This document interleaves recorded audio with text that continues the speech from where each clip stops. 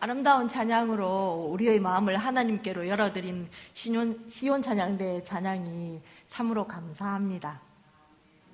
사실 지금 제가 다리가 후들후들 떨리거든요.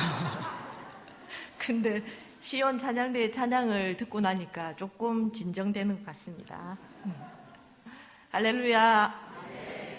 오후 예배로 모이신 우리 성광교회 공동체 식구들을 하나님께서 지켜주시고 복 주시고 은혜와 평강 주시기를 기도합니다. 서로 축복하는 의미로 사랑의 인사 나누면 좋겠는데요. 여기 이렇게 가운데를 중심으로 이쪽과 이쪽이 서로 마주 보시고 인사 나누면 좋겠습니다. 근데 우리 이쪽도 이렇게 나누시면 되겠습니다. 근데 저희 사랑한다고 할 때 이렇게 하죠. 근데 우리는 너무너무 찐 사랑이니까 한 번으로는 성이 안 찹니다. 그래서 우리는 3번 하겠습니다. 근데 속으로 많이도 시키네 이렇게 생각하시는 분도 계실 것입니다만은 사랑하기 때문에 한 번 갖고는 안 됩니다. 그래서 이제 서로 마주보면서 사랑의 인사를 나눌 텐데 일단은 우리가 예쁘게 해야 되니까 연습을 한번 해보고 하겠습니다. 자, 저를 따라 하시면 됩니다. 사랑합니다. 사랑합니다. 사랑합니다. 역시 베테랑들이십니다. 이제 연습도 했으니까 준비 다 되셨죠? 서로 이쪽은 이쪽을, 이쪽은 이쪽을 바라보시고 사랑합니다 인사하겠습니다. 사랑합니다. 사랑합니다. 사랑합니다. 훌륭하십니다. 훌륭하십니다. 날씨가 조금씩 따스해지고 화창해지고 있습니다. 추웠던 겨울 칼바람이 조금씩 힘을 잃어가고 있는 시기입니다. 막 추워서 몸을 움츠리고 막 옷도 여미고 이렇게 지냈던 날씨가 언제인지도 모르게 조금씩 따스해져 갔는데 그거를 모르고 제가 지나고 있었습니다. 지난 목요일에 시차례를 다녀오는 길에 바닷가 근처에 잠시 들렸었는데 거기서 부는 바람이 전혀 춥지가 않은 거예요. 바다색도 너무 예쁘고. 그래서 참 아름답다라는 생각을 하면서 잠시 풍경에 취해 있었습니다. 나에게 봄이 오는데? 바람도 부드러운데? 하나님께서 주신 이 소중한 것들을 감사하며 누릴 마음의 여유를 내가 갖지 못했었구나 하는 생각을 잠깐 했습니다. 우리 성광교회 교회 공동체 가족들도 다들 생활의 패턴이 정해져 있으시고 또 다들 바쁘게 지내시지만은 가끔이라도 하나님께서 우리에게 허락하신 것들을 돌아보며 감사하는 마음의 여유를 누리시기를 주님의 이름으로 축복합니다. 예수님을 알지 못하는 3분의 할머니가 계셨습니다. 이름하여 춘자, 미자, 영자 자 트리오 할머니 3분이 계셨습니다. 미자야, 예수가 죽었단다. 와 죽었다 카드노? 몰라, 못에 찔려 죽었다 카든가. 아이고, 머리 풀어 헤치고 돌아다닐 때 내가 알아봤다 아이가. 근데 춘자야, 예수가 누구? 몰라, 낸들 알겠나. 우리 손주 며느라가 아버지 캐사튼데 사돈 어른인갑지 뭐. 그래? 근데 그러면 춘자니 문상은 갔더나? 아니, 안 갔다. 뭐라고? 와 안 갔더노? 갈락했더만 사흘 만에 살아났다 카더라. 제가 부산 토박입니다. 경상도 말씨가 어떻게 좀 괜찮으셨나요? 감사합니다. 그저 재미로 웃자고 하는 짧은 이야기 속에는 구원받은 하나님의 사람이라면 누구나 알 수 있는 엄청난 사건이 들어 있습니다. 이 엄청난 사건 무엇입니까? 네, 하나님의 자녀라면 모를 수가 없는 그 엄청난 사건, 예수 그리스도의 십자가 죽음과 부활입니다. 학교 다닐 때 우리 국어 시간으로 한번 되돌아가 보겠습니다. 국어 시간을 떠올려보면 특별히 시를 배울 때 같은 단어나 비슷한 식구를 반복해서 사용하는 것은 뭐다?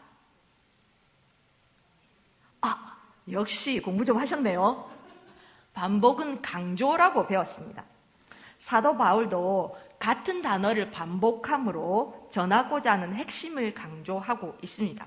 그중 하나가 이 단어인데요. 우리 말씀을 읽으면서 함께 한번 찾아보겠습니다. 로마서 1장 2절, 16장 25절, 26절 말씀을 같이 읽어보겠습니다. 먼저 1장 2절 말씀입니다. 시작. 이 복음은 하나님이 선지자들을 통하여 그의 아들에 관하여 성경에 미리 약속하신 것이라. 25절. 나의 복음과 예수 그리스도를 전파함은 영세 전부터 감추어졌다가 이제는 나타내신 바 되었으며 영원한 하나님의 명을 따라 선지자들의 글로 말미암아 모든 민족이 믿어 순종하게 하시려고 알게 하신 바 그 신비의 계시를 따라 된 것이니 이 복음으로 너희를 능히 견고하게 하실. 아멘. 반복되는 단어 찾으셨나요? 찾으신 성도님들께는 오늘 오픈한, 방금 전에 오픈한 그 따끈따끈한 그 유명한 성광 JCU의 달란트를 드리고 싶지만 안타깝게도 어른들은 사용하실 수 없다고 하네요. 혹시나 답을 맞추신 분들은 개인적으로 찾아오시면 차를 한 잔 대접해드리겠습니다. 많이 오셔도 됩니다. 반복되는 단어는 복음입니다. 복음이라는 단어가 계속 반복되고 있지요. 2절에서는 이 복음은로 시작하고 있고, 그리고 16장 25절은 복음과 예수 그리스도를, 그리고 26절은 이 복음으로라는 말로 로마서를 마무리하면서 복음에 대해서 요약해서 설명하고 있습니다. 사도 바울은 복음을 하나님의 뜻을 따라 선지자들을 통해 예언되어졌던 하나님의 아들이신 예수 그리스도에 관한 것이며, 그리스도의 나타나심을 통해 그 실체가 드러난 것으로 증거하고 있습니다. 그러니까 사도 바울에 의하면 복음은 하나님의 계시의 실현이 바로 예수 그리스도이다라는 것이죠. 제가 예전에 신학교에서 공부할 때 수업 시간에 교수님께서 같이 공부한 동기들에게 이렇게 물어보셨습니다. 복음이 무엇인가? 라고 물어보셨는데, 그리고는 물어보시고는 한 사람 한 사람 모두의 답을 다 들으셨습니다. 그런데 한 사람도 똑같이 답하는 사람은 없었습니다. 전부 다 자신이 생각하는 복음에 대해서 정말 다양한 생각들을 가지고 있었습니다. 사랑하는 우리 성도 여러분, 성도님들께 복음이 무엇입니까? 물으면 뭐라고 대답하시겠습니까? 아직 믿음이 없는 사람들에게 복음을 전해야 되는데 그들에게 복음을 무엇이라고 설명하고 이해시키실 수 있습니까? 믿지 않는 사람들도 우리가 뭔가를 얘기해주고 그들이 들어야 교회에 나오고 신앙생활도 할 수 있을 텐데, 성도 여러분은 복음에 대해서 뭐라고 전해주시겠습니까? 여기 있는 우리 공동체 식구들은 주님을 전 인격적으로 만난 시기도 다 다르고 신앙의 연륜도 다르고 또 각자의 영적인 체험도 다 다릅니다. 그렇기 때문에 복음이 무엇이냐에 대한 성도님들의 답은 교리와 또 신앙적 체험을 바탕으로 해서 정말 다양한 답이 나올 것이라고 생각합니다. 저는 복음을 이렇게 표현하고 싶습니다. 복음은 예수 그리스도 그 자체이십니다. 복음이 무엇인가에 관해서 물었을 때 복음을 설명하는 정말 다양한 답들이 나올 수 있지만은 그 다양한 답들 속에는 한 가지 공통점이 있습니다. 바로 예수 그리스도입니다. 예수 그리스도 안에 죽음과 부활과 완전한 구원이 있습니다. 사도 바울이 서신으로 말하는 하나님의 뜻을 따라 선지자들을 통해 예언되어졌던 하나님의 아들이신 예수 그리스도에 관한 것, 그리스도의 나타나심을 통해 그 실체가 드러난 것이 복음이라면 여기 계시는 성도님들과 저는 이미 복음에 대해서 듣고 복음을 받았고 복음을 믿습니다. 그렇습니까? 복음을 듣고 받고 믿는다? 이건 또 어떤 의미일까요? 복음을 듣고 받고 믿는다는 의미는 우리가 그리스도 안으로 들어가서 그리스도와 연합되었음을 나타냅니다. 계시록에서는 예수님께서 이렇게 말씀하십니다. 볼지어다 내가 문 밖에 서서 두드리노니 누구든지 내 음성을 듣고 문을 열면 내가 그에게로 들어가 그와 더불어 먹고 그는 나와 더불어 먹으리라. 예수님은 내 안에, 나는 예수님 안에, 예수님과 나는 연합되어 있습니다. 3절 말씀에서 복음을 듣고 받고 믿은 우리가 그리스도와 연합하는 법을 알 수 있습니다. 우리 3절 말씀 함께 읽어보겠습니다. 시작. 무릇 그리스도 예수와 합하여 세례를 받은 우리는 그의 죽으심과 합하여 세례를 받은 줄을 알지 못하느냐. 혹시 각자가 받았던 세례나 입교 기억하십니까? 너무 오래돼서 언제인지 까마득하신가요? 저는 특히 이제 개인적으로 중고등부 친구들이 세례를 받을 때가 너무 감격스럽고 감사한 것 같더라고요. 청소년들이 입교나 세례하는 것을 보고 있으면 막 가슴이 벅차기도 하고 뭐라고 표현하기가 힘든 그런 감동들이 막 가슴에서 몽글몽글 솟아오릅니다. 입교하는 친구들은 또 아기 때 부모님의 신앙으로 유아세례를 받았지만 이제는 본인의 입술로 예수 그리스도를 주님으로 고백하고 또 세례받는 친구들은 자신의 입술로 주님을 나의 주님으로 고백하고 마음속에 가장 깊은 중심부에서부터 예수님을 나와 내 삶의 주인으로 시인하는 모습을 보고 있으면 정말 감동 그 자체입니다. 성도님들께서도 새 가족들이 세례받는 모습을 가끔씩 보실 것입니다. 그럴 때 어떤 마음이 드십니까? 하나님 나라에 사람들이 점점 더 많이 세워지면 기쁘고 감사하기도 하고 예전에 내가 받았던 세례나 입교를 생각하시기도 할 것이고 또 그때의 기분이나 또 느낌도 회상되실 텐데요. 3절 말씀에 의하면 사도 바울은 그리스도와의 연합을 그리스도 예수와 합하여 세례를 받은 우리라고 표현하고 있습니다. 바울은 그러니까 세례의 의미를 그리스도와의 연합에 두고 있습니다. 개역개정에 합하여라고 번역된 단어는 헬라어 원문에서는 어디 속으로라는 전치사입니다. 헬라어 원문으로 보면 세례를 받은 사람은 그리스도 안으로 들어가서 그리스도와 하나 되는 연합을 이루게 됩니다. 그리스도 안으로 들어가서 그리스도와 연합해서 하나가 되는 것이 세례라면 이는 교회에서 성례로 이루어지는 물세례를 넘어서 성령 세례이어야 할 것입니다. 예수님께서도 공생애를 시작하시기 전에 세례 요한에게 물세례를 받으실 때에 성령이 비둘기처럼 임하였다고 성경은 말씀하고 있죠.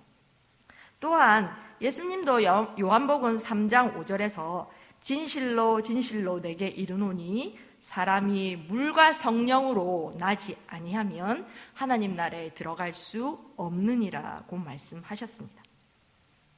예수 그리스도를 구주로 고백하는 그리스도의 사람들에게는 성령께서 함께 하십니다. 내 안에 내주하시는 성령님의 인도하심만이 우리를 그리스도와 온전히 연합할 수 있게 해주십니다.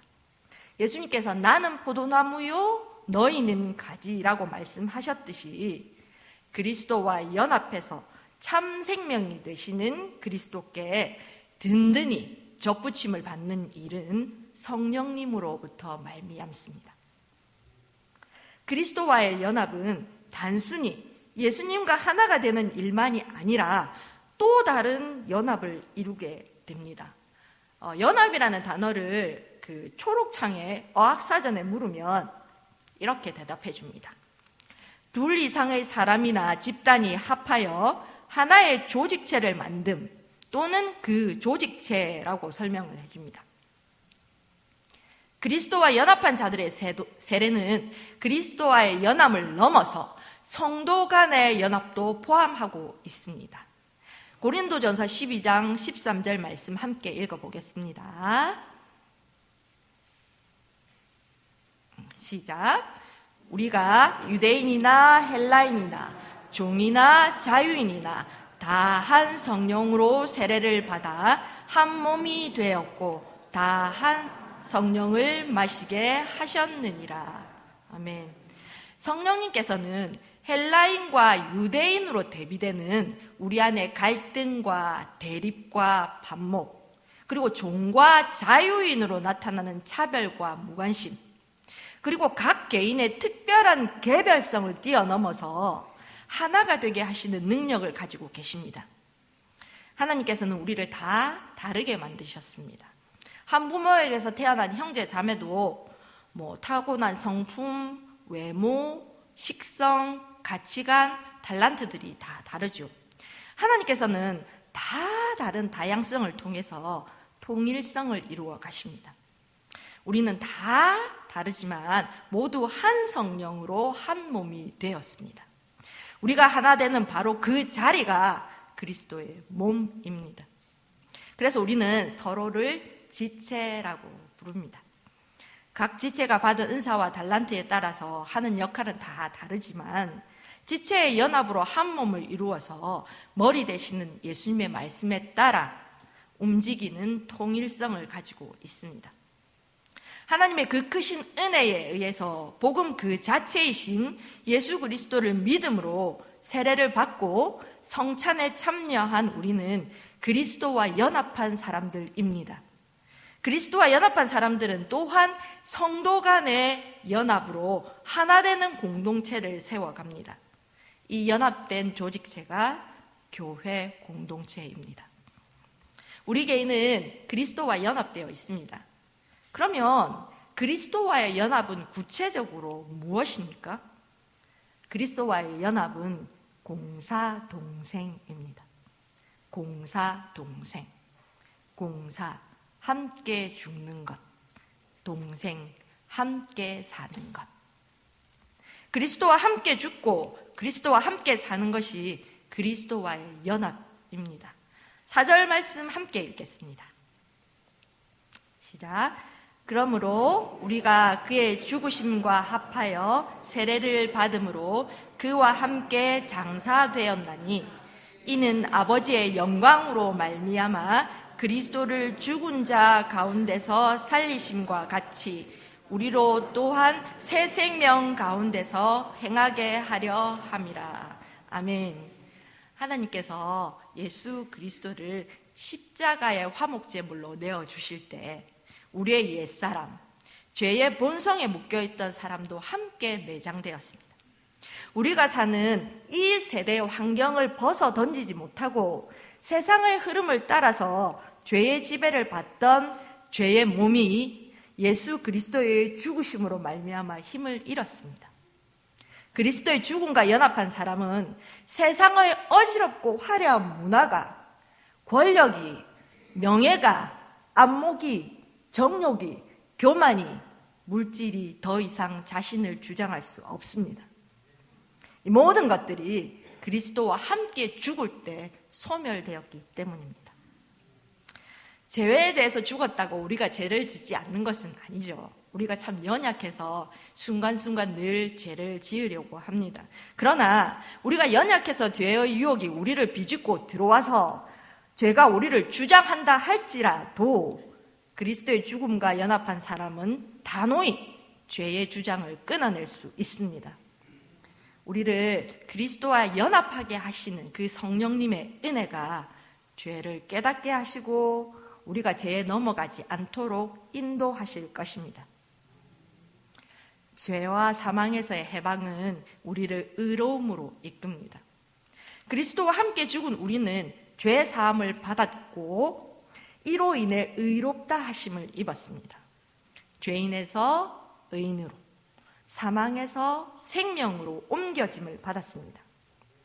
그리스도 안에서 은혜와 생명이 통치하는 새로운 영역으로 완전히 옮겨졌습니다. 그래서 그리스도의 죽음과 연합한 성도는 그리스도의 부활과도 연합합니다. 우리 5절 말씀 함께 읽어볼까요? 시작. 만일 우리가 그의 죽으심과 같은 모양으로 연합한 자가 되었으면 또한 그의 부활과 같은 모양으로 연합한 자도 되리라. 아멘. 바울은 그리스도의 죽음과 연합한 자는 그리스도의 부활과도 연합한다고 말씀하고 있습니다. 그리스도의 죽음과의 연합이 죄에 대한 죽음이라면 그리스도의 부활과의 연합은 하나님을 향한 살아남입니다. 그리스도의 온전하신 순종을 통해서 의롭다 함을 입은 우리는 하나님과의 관계가 이제 회복되어졌습니다. 가장 친밀한 관계인 부모와 자녀와의 관계로 회복되어졌습니다. 부모는 자녀를 자신보다 사랑하고 자녀가 행복하기를 늘 항상 간절히 원합니다. 우리 성도님들도 자녀를 위해서 늘 기도하고 계시지요.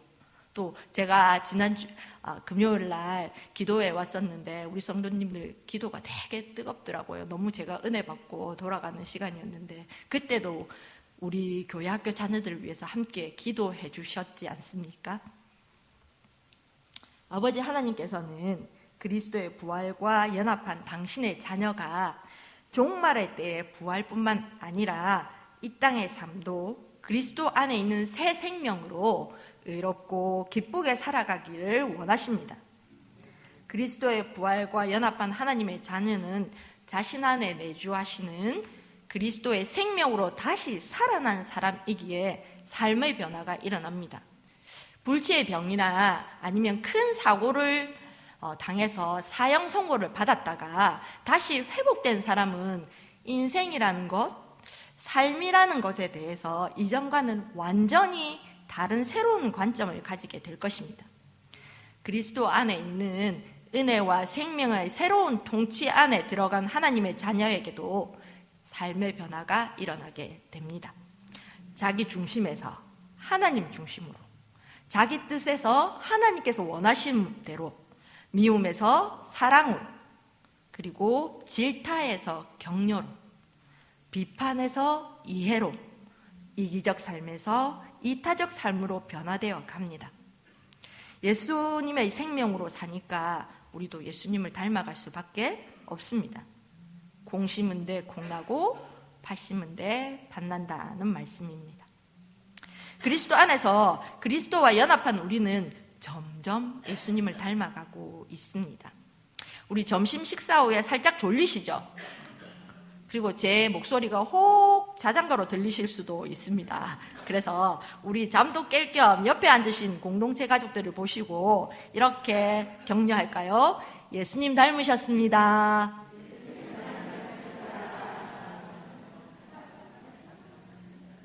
예, 우리 성도님들은 예수님 닮으셨습니다. 언제일지는 알 수 없지만은 이 땅의 삶이 끝나고 또 종말의 시대가 도래할 때 새 하늘과 새 땅이 열릴 때 그리스도의 부활과 연합한 성도는 그리스도의 부활하심 대로 부활하여서 영원한 하나님 나라에서 살아갈 것입니다. 부활의 몸으로 살아나 하나님의 나라에서 영원한 삶을 확신하는 믿음의 소망이 있기에 우리는 지금 조금 삶의 공고함을 하나님의 은혜로 인내하며 감당할 수 있습니다. 하나님의 나라를 소망하고 기대하는 우리지만은 우리는 또 지금을 살아가야 합니다. 지금을 살아가고 있는 그리스도와 연합하고 있는 자, 그리스도의 죽으심과 부활하심에 참여한 사람들의 삶은 또 어떠해야 할까요? 오늘 본문 말씀은 아니지만은 본문과 같은 장에 18절, 19절, 22절 말씀 우리 함께 읽어보겠습니다. 시작. 죄로부터 해방되어 의에게 종이 되었느니라. 너희 육신이 연약함으로 내가 사람의 예대로 말하노니 전에 너희가 너희 지체를 부정과 불법에 내주어 불법에 이른 것 같이 이제는 너희 지체를 의에게 종으로 내주어 거룩함에 이르라. 그러나 이제는 너희가 죄로부터 해방되고 하나님께 종이 되어 거룩함에 이르는 열매를 맺었으니 그 마지막은 영생이라. 아멘. 그리스도의 죽으심과 부활은 그리스도와 연합한 자들에게 의의 순종을 낳게 합니다. 그리스도와 함께하는 우리에게 죽음은 끝이 아니죠. 부활과 완전한 구원으로 들어가는 관문일 뿐입니다. 이미 말씀드렸듯이 그리스도의 죽음으로 죄의 지배에서 하나님 나라의 통치 아래로 성도의 영역이 이동되었습니다. 죄의 종에서 하나님을 주인으로 섬기는 종, 의에 순종하는 종으로서의 삶이 펼쳐지게 됩니다. 그리스도와 연합한 자는 이 시대에 살아가고 있지만 이 시대의 삶의 원리를 벗어나서 영원한 하나님 나라를 향한 소망과 비전을 가지고 살아가기 때문에 하나님 나라의 윤리로 살아가게 됩니다. 하나님의 법과 하나님의 말씀에 순종하는 종은 거룩함에 이르는 열매를 맺는 하나님의 백성으로서의 방향성을 따라서 새로운 삶의 길을 걷는 순례자가 됩니다. 우리는 하나님 나라를 향하는 순례자들입니다. 말씀에 순종하는 의의 종으로서의 삶도 내 생각과 내 뜻대로는 살아갈 수 없습니다. 나의 옛사람은 이미 죽었기 때문에 내가 나를 주장할 수 없습니다. 우리를 하나님의 나라의 윤리로 살아가게 하는 능력은 성령님이십니다. 성령님을 의지할 때 성령님께서는 우리가 하나님을 기쁘시게 하는 삶을 살도록, 또 말씀에 순종하는 삶을 살도록 끊임없이 우리를 권고하시고 우리의 연약함을 아시는 성령께서 우리가 그리스도의 형상을 닮아가는 삶을 살도록 늘 도와주십니다. 성령의 인도하심 없이는 한 발자국도 순례자의 길을 걸을 수 없습니다. 그리스도를 닮아가는 삶을 살도록 우리를 이끄시는 성령님을 따르는 삶이 하나님 나라의 윤리적 삶을 사는 내적 동기라면 우리의 외적 표현은 사랑입니다. 하나님께서는 우리를 사랑하시는 실체로 예수 그리스도를 우리에게 보내셨듯이 우리도 우리 안에 부어진 하나님의 사랑을 밖으로 드러내야 합니다. 사랑은 화수분 같은 것이죠. 나누면 나눌수록 더욱 풍성해집니다. 우선은 나를 만드시고 심히 좋았다고 그렇게 기뻐하셨던 하나님을 따라서 나도 나를 사랑해야 합니다. 자기 자신을 사랑하지 않는 사람은 다른 사람을 사랑하기가 힘이 들 수 있습니다. 이기적으로 내 생각만 하고 나만을 위하라는 것은 아닙니다. 하나님께서 나를 사랑하셨듯이 하나님의 자녀로서 자존감을 가지고 나를 부정적으로 평가하기보다는 긍정적으로 나를 이해하면 좋겠습니다. 나를 사랑하는 사람은 또 타인과 외부적인 것들도 사랑할 수 있습니다. 가족, 그리고 우리 교회 공동체, 이웃, 사회, 그리고 환경. 우리 공동체 안에 있는 안과 밖에 우리의 손길이 필요한 곳에 하나님의 사랑을 나누어 줄 수 있습니다. 하나님의 사랑을 실천하는 삶이 종말을 기다리는 자의 삶이요 그리스도와 연합한 자의 삶일 것입니다. 시대는 점점 더 자신과 자신의 이익만을 생각하고 악해져 가고 있습니다. 조그만 일에도 막 쉽게 흥분해서 격한 행동을 하는 안타까운 사건들도 많이 일어나고 있습니다. 또한 살아남기 위해서 치열하게 경쟁하는 사회가 되었습니다. 눈에 보이지 않는 여러 바이러스들과도 싸워야 하는 그런 시대에 살고 있습니다. 이런 시대의 아픔과 함께 살아가고 있는 그리스도와 연합한 자들의 삶은 각자가 있는 곳의 주변과 또한 사회의 무너진 곳을 막아설 수 있고 하나님의 사랑으로 세상의 원리를 이겨나갈 수 있는 그런 넉넉한 삶이 되어야 합니다. 이런 넉넉한 삶이 다 되시기를 주님의 이름으로 소망합니다.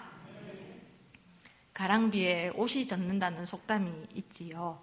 이 속담처럼 작은 것에서부터 하나님의 나라의 삶이 어떤 것인지 나타내고 그것들을 점점 더 넓은 영역으로 퍼뜨려 나갈 수 있는 우리의 삶이 되기를 바랍니다. 주님의 십자가 고난과 죽으심을 더 깊이 묵상하고 십자가의 참 의미를 한 번 더 우리 심령 가운데 새겨야 하는 사순절기를 지나고 있습니다. 고난과 죽음으로 끝나는 것이 아니라 생명의 부활로 다시 시작됨을 우리는 믿습니다. 우리는 그리스도와 함께 죽고 그리스도와 함께 사는 하나님의 사람들입니다. 예수 그리스도가 아니면 우리는 아무것도 아닙니다. 이제까지 말씀드린 이 모든 것을 사도 바울이 한 구절의 말씀으로 잘 요약했는데 우리 함께 읽으면 좋겠습니다.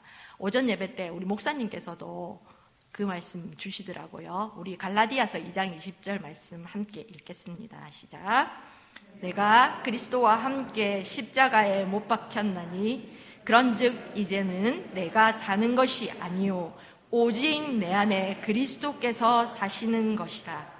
이제 내가 육체 가운데 사는 것은 나를 사랑하사 나를 위하여 자기 자신을 버리신 하나님의 아들을 믿는 믿음 안에서 사는 것이라. 아멘. 우리의 모든 것 되시는 예수 그리스도만을 바라고 붙드는, 그래서 그리스도의 장성한 분량까지 성장하는 믿음의 성도님들이 다 되시기를 주님의 이름으로 축복합니다. 기도하겠습니다. 좋으신 하나님 감사를 드립니다. 그 귀한 하나님이신 우리 예수님께서 나 때문에 그 모든 질고를 겪으시고 목숨까지 내어주신 그 십자가 사랑 때문에 우리가 이 자리에 있음을 주님 앞에 고백합니다. 주님 사랑합니다. 주님, 우리가 주님과 함께 죽고 주님과 함께 사는 주님의 사람들로서 정말로 주님이 원하시는 그 삶을 잘 살아낼 수 있도록 성령 하나님 늘 우리 안에 운행하여 주시고 우리를 이끌어 주시고 우리를 권고하여 주시옵소서. 날마다 주님을 묵상합니다. 주님을 바라봅니다. 주님 앞에 드린 것 하나 없지만은 이 말씀 한마디는 꼭 주님 앞에 드릴 수 있을 것 같습니다. 주님 사랑합니다. 주님 사랑합니다. 우리의 사랑을 주님께 올려드립니다. 주님께 받으시고 우리 안에 함께하여 주시옵소서. 날마다 우리와 동행하시는 주님을 찬양합니다. 모든 말씀 우리 주 예수 그리스도 이름으로 기도드리옵나이다.